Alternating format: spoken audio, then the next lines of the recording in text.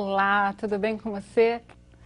Está estudando, está se exercitando em casa, fazendo os exercícios de gramática?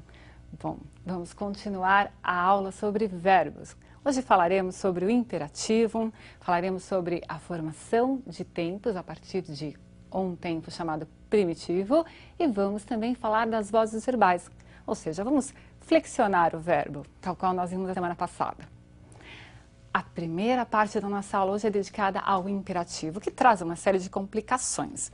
No dia a dia, nós misturamos o você, que é a terceira pessoa, com o tu. Então, se diz assim, bem, ligue para mim mais tarde, ou se deve dizer, liga para mim mais tarde. Será que quando você diz ligue, você se referiu ao você, ou será que você se referiu ao tu? Quando você diz liga, será que você se referiu ao você ou ao tu? Você usou o verbo certo?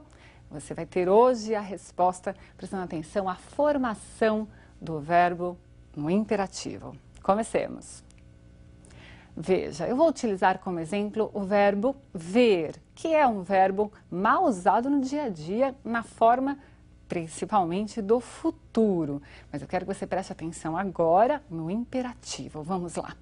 Então, o imperativo é sempre aquele modo que indica um conselho, um pedido ou uma ordem. Para formá-lo, nós vamos usar dois presentes. Vamos usar o presente do indicativo e o presente do subjuntivo.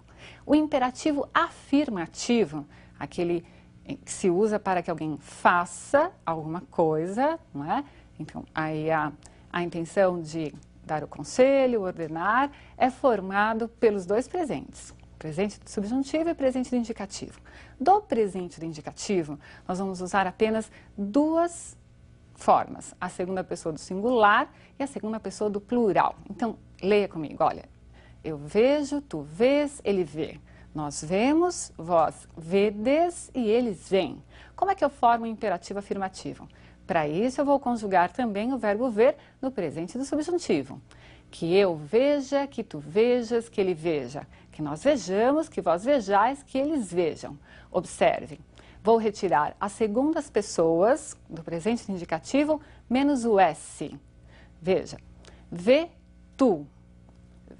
Retiro a segunda pessoa do plural, não é? O vedes menos o S. Vede vós. E as outras pessoas? A primeira não há. Por quê? Porque eu não posso mandar a mim mesma fazer alguma coisa. Se eu mandar a mim mesma fazer algo, eu já deixo de ser o eu e passo a ser um tu. Eu me desdobro. Então não é possível haver, logicamente, o imperativo para a primeira pessoa. Certo? Segundas pessoas, sempre derivadas do presente indicativo. Terceira, primeira do plural e terceira do plural, você vai retirar sem mudar qualquer coisa do presente do subjuntivo. Veja você, vejamos nós, vejam vocês. Observe aí que o ele passou a ser você, passou a ser um pronome de tratamento. Por quê? Porque o ele ou ela é uma terceira pessoa que está distante. Eu não posso pedir para alguém que está distante, para o meu assunto de quem eu estou falando, para fazer alguma coisa. Então, troca-se no imperativo a terceira pessoa ele e ela, eles e elas, por você e vocês. Sempre assim. Para formar o imperativo negativo, nós vamos usar o presente do subjuntivo inteirinho. Não vamos mais usar o presente do indicativo, só do subjuntivo. Basta que você coloque a partícula que indica a negação, nesse caso colocamos o advérbio de negação não, e basta que você copie as formas, com exceção da primeira pessoa, iguaizinhas àquelas que estão presentes no presente do subjuntivo. Então, veja lá. Não vejas tu, não veja você, não vejamos nós, não vejais vós, não vejam vocês. Viram? Então, eu tenho as mesmas formas do presente do subjuntivo, tal qual foi flexionado no presente do subjuntivo. Muito bem, muito cuidado para não confundir aí essas segundas pessoas, não é? Já que nós trocamos na nossa linguagem o você pelo tu, eu tenho de usar também o verbo na terceira pessoa, já que você é um pronome de tratamento, não é um pronome pessoal do caso reto. Cuidado com isso. Combinado? Esse é o erro mais frequente, trocar o você e o tu.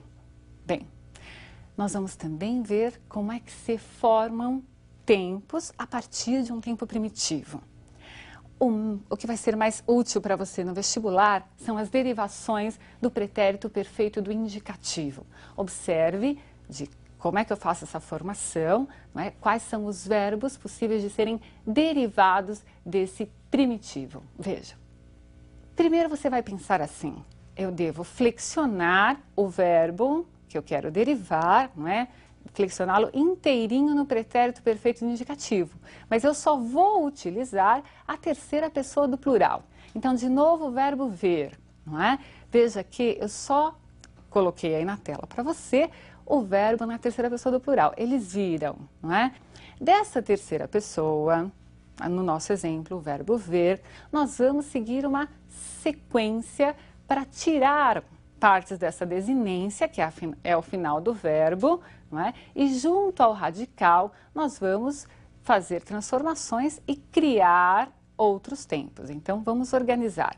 Do pretérito perfeito do indicativo, da terceira pessoa do plural, é possível formar 3 tempos derivados: pretérito mais que perfeito, futuro do subjuntivo e pretérito imperfeito do subjuntivo.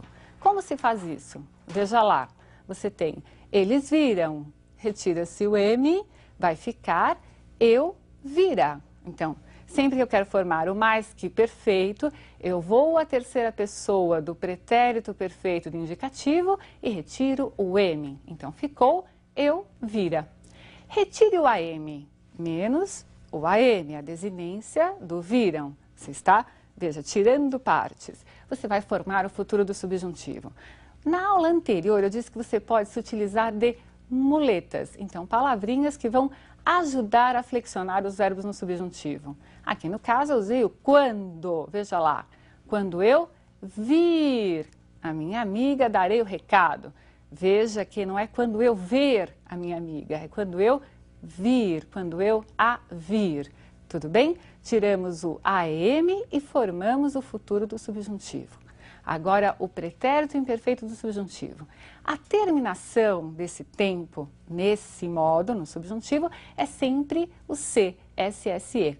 Então, nós vamos tirar agora o RAM, tiramos primeiro o M, depois AM e agora o RAM e vamos acrescentar essa desinência própria do imperfeito do subjuntivo. Então, ficou lá: se eu visse sua amiga, eu teria dado recado, não é? Então, vejam que é aquela história da possibilidade do modo subjuntivo, sobre a qual nós já conversamos, mas observe como se formou essa pessoa, não é?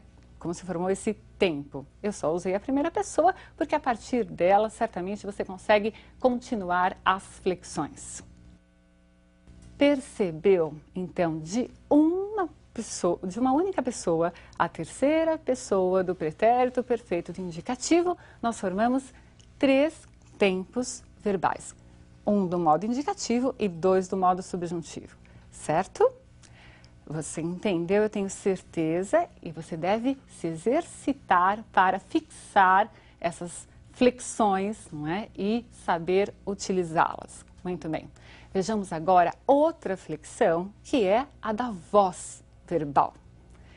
Veja lá para que serve essa voz e quais são as possibilidades. Voz é a forma assumida pelo verbo para indicar a relação entre ele, verbo, e o sujeito. Há 3 vozes verbais. Quais são essas vozes? Voz ativa: o presidente sancionou a lei. Veja, o verbo em relação ao sujeito está indicando que esse sujeito pratica a ação verbal. É um sujeito agente, é aquele sujeito fazedor da ação verbal. A voz pode ser também passiva, e há 2 tipos de passiva: a passiva analítica e a passiva sintética. O que difere uma da outra é a estrutura, mas ambas trazem o sujeito paciente, aquele sujeito que não faz a ação verbal. Por isso que é errado dizer o sujeito é sempre aquele que pratica a ação. Veja, eu tenho um sujeito aqui que não está praticando, que é paciente. A lei foi sancionada pelo presidente. Quem fez a ação foi o presidente, mas eu estou falando sobre a lei. Então, a lei é o meu sujeito paciente. Mas para formar essa voz passiva, nós acrescentamos um verbo que é chamado de auxiliar. Normalmente é o verbo ser ou o verbo ter, e o verbo que vai ser necessariamente transitivo direto ou transitivo direto e indireto, é colocado no particípio, naquela forma que você já conhece, terminada em ado ou ido, ou chamado particípio irregular. Por exemplo, qual é o particípio de fazer? Não é fazido, mas é feito. Então, ou o particípio é regular ou ele é irregular. Muito bem. A outra voz passiva é a passiva sintética. Sancionou-se a lei. Veja lá, o verbo foi colocado na terceira pessoa do singular para concordar com o sujeito lei. Caso eu tivesse aí o sujeito no plural, eu deveria necessariamente colocar o verbo também no plural, porque agora a lei não é mais objeto, mas é sujeito. Essa estrutura de verbo na terceira pessoa, mais o pronome passivador, e o verbo necessariamente tem de ser transitivo direto ou indireto, faz com que se crie essa estrutura verbal. Vamos lá? Então, sancionou-se a lei. Se fosse as leis, nós diríamos sancionaram-se as leis. E o último tipo de voz verbal é a voz reflexiva. Júlia cortou-se acidentalmente. Ela cortou a si mesma, ela cortou ela mesma. Então, eu tenho aí um sujeito que pratica a ação verbal e está também recebendo a ação verbal. Mas quando ele recebe, ele está sendo representado por um pronome. Esse pronome é chamado reflexivo. E esse pronome reflexivo assume a função sintática de objeto. Ela cortou o quê? Cortou ela mesma, cortou a si mesma. Há também a reflexiva chamada reflexiva recíproca. Na reflexiva recíproca, nós temos mais de um sujeito que faz e recebe a ação verbal. Observe o exemplo. Júlia e Leonardo deram-se as mãos. Um deu a mão para o outro. Então, eu tenho aí a reciprocidade. O se, que é o pronome reflexivo, assume a função também aí de objeto. Às vezes, o objeto é direto ou indireto, dependendo, obviamente, da transitividade verbal, não é? Então, eu tenho aí, deram o quê? As mãos, objeto direto. Deram a quem? A si próprios, entre si, objeto indireto. Muito bem. 3, então, são as vozes verbais. Você percebeu quais são as diferenças? Sujeito agente, voz ativa. Sujeito paciente, voz passiva, não é? Dividida em passiva analítica e sintética, estruturas diferentes. E temos aí a voz reflexiva, que pode ser também reflexiva recíproca. Entendido? Queridos, continuem estudando, praticando a gramática. Um grande abraço e até a próxima aula.